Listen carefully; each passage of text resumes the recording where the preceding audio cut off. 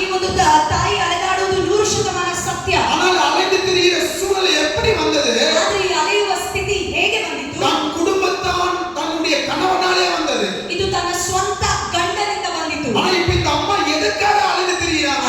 ಈ ತಾಯಿ ಈಗ ಯಾಕೆ ಅಲೆದಾಡುತ್ತಿದ್ದಾಳೆ? தன் பிள்ளையை காப்பாத்தணும். ತನ್ನ ಮಗನನ್ನು ಕಾಪಾಡಲಿಕ್ಕೆ. நீங்கள் முதலாவது இந்த உலக வாழ்க்கையில ನೀವು ಮೊದಲನೇದಾಗಿ ಲೋಕದ ಜೀವಿತದಲ್ಲಿ நீங்கள் அலைந்து திரிய சூழ்நிலை எங்க உண்டாகுதுன்னா ನೀವು ಅಲೆದಾಡುವ ಸ್ಥಿತಿ ಎಲ್ಲಿ ಉಂಟಾಗುತ್ತದಂದ್ರೆ உங்களுக்கு நல்லா தெரிஞ்சவங்க தான், ನಿಮಗೆ ಒಳ್ಳೆ ಗುರ್ತ ಇರುವವರು, உங்களோட நல்லா பழகிட்டு இருக்கவங்க தான், ನಿಮ್ಮೊಂದಿಗೆ ಒಳ್ಳೆ ಮಾತನಾಡುತ್ತಿರುವವರು, உங்களோட நல்லா இருக்கிறவங்க தான், ನಿಮ್ಮೊಟ್ಟಿಗೆ ಯಾವಾಗಲೂ ಇರುವವರೇ. அவங்களால தான் ಅವರಿಂದಲೇ சில நேரத்துல ಕೆಲವು ಸಮಯದಲ್ಲಿ அலைய பண்ணுகிற சூழ்நிலை நம்ம சகிக்கிறோம். ಅಲೆದಾಡುವಂತ ಒಂದು ಸ್ಥಿತಿಯನ್ನು ನಾವು ಸಹಿಸ್ತೇವೆ. அது எந்த இடமா இருந்தாலும் சரி, ಅದು ಯಾವ ಜಾಗವಾಗಿ யாரா இருந்தாலும் சரி, ಯಾರೇ சில ಆಗಿರಬಹುದು. பேர் உங்களை வெறுக்க பண்ணுகிற சூழ்நிலை வரும். ಕೆಲವರು ನಿಮ್ಮನ್ನು ದ್ವೇಷಿಸುವ ಸ್ಥಿತಿ ಬರಬಹುದು. சில பேர் நீங்க வேண்டாம்னு சொல்ற வார்த்தைகள் வரும். ಕೆಲವರು ನೀವು ಬೇಡ ಎನ್ನುವಂತ ವಾಕ್ಯಗಳು சில ಬರಬಹುದು. பேர் எனக்கு தூரமா போயிடுன்ற வார்த்தைகள் வரும். ಕೆಲವೊಮ್ಮೆ ನೀವು ದೂರ ಹೋಗಿಬಿಡಿ ಎನ್ನುವ இப்ப ವಾಕ್ಯಗಳು இந்த அம்மா ಬರಬಹುದು. வனாந்தரத்துல அலைந்து திரிகிறாங்க. ಈಗ ಈ ತಾಯಿ ಮರುಭೂಮಿಯಲ್ಲಿ ಅಲೆದಾಡುತ್ತಿದ್ದಾಳೆ. அதாவது அலைந்து திரிகிறாங்கன்னா ಅಲೆದಾಡುತ್ತಿದ್ದಾಳೆ ಎಂಬುದಾದರೆ ஒரೇ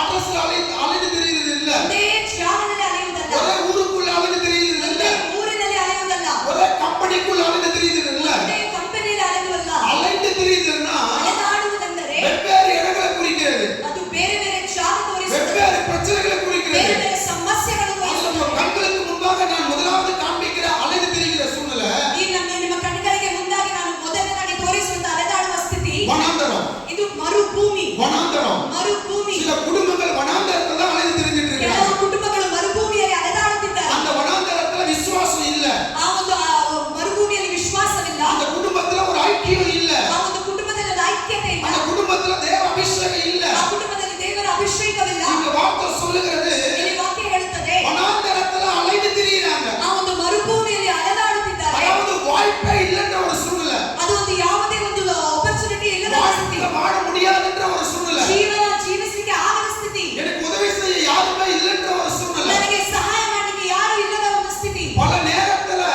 ಅನೇಕ நம்ம ಸಮಯದಲ್ಲಿ சில குழிக்குள்ள விழுந்து போன உடனே ನಾವು ಕೆಲವು ಒಂದು ತಗ್ಗಿನ ಒಳಗೆ ಬೀಳುವ ಸಮಯದಲ್ಲಿ நமக்கு மட்டும்தான் இந்த பிரச்சனையா, ನಮಗೆ ಯಾವ ಒಂದು ಸಮಸ್ಯೆ, நமக்கு மட்டும்தான் இந்த போராட்டமா, ನಮಗೆ ಮಾತ್ರ ಈ ಹೋರಾಟವೇ, நமக்கு மட்டும்தான் இந்த கவலையா, ನಮಗೆ ಮಾತ್ರ ಈ ಚಿಂತೆ, நம்மளே கேள்வி கேட்க தோணும். ನಾವು ಯಾವಾಗಲೂ ನಮ್ಮನ್ನೇ ನಾವು ಪ್ರಶ್ನಿಸಿಕೊಳ್ಳುತ್ತೇವೆ. இந்த ஆகாரம் அப்படிதான் ஒரு கேள்வி அவங்களுக்குள்ள கேட்கிறாங்க. ಈ ಒಂದು ಹಾಗಾಲ್ ತಾಯಿಯು ಅದೇ ರೀತಿ ಒಂದು ಪ್ರಶ್ನೆಯನ್ನು ಕೇಳ್ತಾಳೆ. தான் ஜீவனை சுமந்து ನಾನೊಂದು ಜೀವನವನ್ನು ಒತ್ತಿ அவங்க கொண்டு வந்த தண்ணி காலியாகி போச்சு, ಅವರು ತನ್ನಂತ ನೀರು ಖಾಲಿ ಆಯ್ತು, அவங்க கொண்டு வந்த சாப்பாடு காலியாகி போச்சு. ಅವರು ತನ್ನಂತ ಊಟ ಖಾಲಿ ಆಯ್ತು. இப்ப முடிவு பண்ணிட்டாங்க, ಅವರು ನಿರ್ಧಾರ இந்த ಮಾಡಿದರು, வனாந்தரத்துல ಈ ಮರುಭೂಮಿಯಲ್ಲಿ என் பிள்ளை செத்து போக போகுது, ಅಯ್ಯೋ ನನ್ನ ಮಗ ಸಾಯಲಿದ್ದಾನೆ, அதாவது என் பிள்ளை செத்து போகிறதுக்கு தவிர வேற வழியே இல்ல. ಅಂದರೆ ನನ್ನ ಮಗು ಸತ್ತು ಬೇರೆ ದಾರಿಯೇ ಇಲ್ಲ. நல்லா நம்ம வேதத்தை படிச்சிருப்போம், கேட்டிருப்போம். ಇದೆಲ್ಲ ನಾವು ಸತ್ಯವೇದದಲ್ಲಿ ಓದುತ್ತೇವೆ, ಕೇಳಿರ್ತೇವೆ. ஆனா நான் ஒரு புதிய காரியத்தை நான் சொல்ல ஆசைப்படுறேன். ಅದರ ಒಂದು ಹೊಸ ಒಂದು ಕಾರ್ಯವನ್ನು ಹೇಳಲು ಇಚ್ಛಿಸುತ್ತೇನೆ. வார்த்தையை நல்லா கவனிங்க.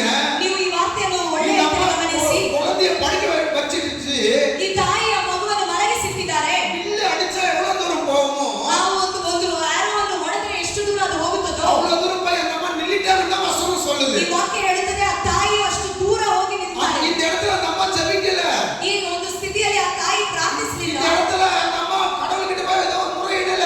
ಆ ಒಂದು ಜಾಗದಲ್ಲಿ ಅವರು ಹೋಗಿ ದೇವರ ಹತ್ರ ಮೊರೆ ಇಡಲಿಲ್ಲ. நீங்க அலைந்து திரியிற சூழ்நிலை வந்த உடனே ಆ ಒಂದು ಅಲೆಯುವ ಒಂದು ಸ್ಥಿತಿ ಬಂದ ಕೂಡಲೇ ಮೊದಲನೇದಾಗಿ பிசாசானவன் ಸೈತಾನನು நீங்க கர்த்தரை தேடாதபடிதான் உங்களை கட்டி போடுவான். ನೀವು ಕರ್ತನನ್ನು ಹುಡುಕದಾಗಿ ನಿಮ್ಮನ್ನು ಕಟ್ಟಿ ಹಾಕುತ್ತಾನೆ. நீங்க அலைந்து திரியிற சூழ்நிலையை பார்த்த உடனே ನೀವು ಅಲೆಯುತ್ತಿರುವಂತ ಸ್ಥಿತಿ ನೋಡಿದ ಕೂಡಲೇ ஜெபிக்கிற எண்ணத்தை பிசாசு முற்றிலுமா அழிச்சிடுவான். ಪ್ರಾರ್ಥಿಸುವ ಯೋಚನೆಯನ್ನು ಸೈತಾನನು ಮುಚ್ಚಿ ಹಾಕುತ್ತಾನೆ. இந்த அலைந்து திரிய சூழ்நிலை இருக்கு பாத்தீங்களா, ಈ ಒಂದು ಅಲೆಯುತ್ತಿರುವಂತ ಸ್ಥಿತಿ ಇದೆ ಅಲ್ಲ, நரக வேதனை, அதெல்லாம் ಅದೊಂದು ನರಕ ವೇದನೆ, நரக வேதனை. ಅದೊಂದು ನರಕ ವೇದನೆ, இந்த அலைய திரிய பண்ற சூழ்நிலை, ಅದು ಅಲೆದಾಡಿಸುವಂತ ಒಂದು ಸ್ಥಿತಿ. இந்த முள்ளு மரம் இருக்கு பாத்தீங்களா, ಈ ಒಂದು ಮುಳ್ಳು ಗಿಡ ಉಂಟಲ್ಲ, அந்த முள்ளு மரத்துல வெட்டி கீழே போட்டு ಆ ಮುಳ್ಳು ಮರದಿಂದ ಕಡಿದು ಕೆಳಗೆ ಹಾಕಿ ட்ரெஸ்ஸே இல்லாம ಒಂದು ಬಟ್ಟೆಯೂ ಇಲ್ಲದೆ குழந்தைய படுக்க வச்சு அப்படி வலி வரும். ಆ ಒಂದು ಚಿಕ್ಕ ಮಗುವನ್ನು ಅಲ್ಲಿ ಮಲಗಿಸಿದರೆ ಏನು ನೋವು ಬರುತ್ತದೆ. நீங்க நானல்ல, ನೀವು ನಾನಲ್ಲ, ஒரு சின்ன குழந்தை ட்ரெஸ் இல்லாம படுக்க வச்ச ஒரு வலி வரும் ಒಂದು பாத்தீங்களா, ಚಿಕ್ಕ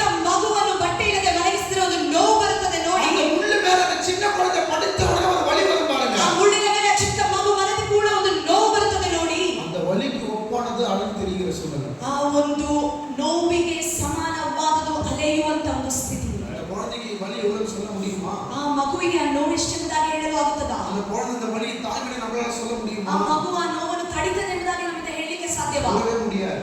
ಹೇಳಲಿಕ್ಕೆ ಆಗುವುದಿಲ್ಲ. அலையை திரிகிற சூழ்நிலை வலி அதுதான். ಅದೇ ಅಲೆಯುವಂತ ಒಂದು ಸ್ಥಿತಿಯ ಒಂದು ನೋವು சொல்லவே முடியாது. ಹೇಳಲಿಕ್ಕೆ ಆಗುವುದಿಲ್ಲ. சொல்லவே முடியாது. ಹೇಳಲಿಕ್ಕೆ ಆಗುವುದಿಲ್ಲ. நம்ம ஆகாரத்துக்கு அலைந்து திரிந்தார். ಈ ತಾಯಿ ಹಾಲರಳು ಆತನ ಓಡ ಹಾಗೆ ಅಲೆಯುತ್ತಿದ್ದಳು. ಸಂಗೀತಗಾರರು சொல்றாரு, ಕೀರ್ತನೆಗಾರನು ಹೇಳುತ್ತಾರೆ 59வது சங்கீதத்துல 59ನೇ ಕೀರ್ತನೆ வேதத்தை முழுசா படிச்சு பாத்தீங்கன்னா ನೀವು ಒಂದು ಸತ್ಯವೇದವನ್ನು ಸಂಪೂರ್ಣವಾಗಿ ಓದಿ ನೋಡಿದರೆ ஆகாரத்துக்கு அலைந்து திரிந்தார்களாம். ಊಟಕ್ಕಾಗಿ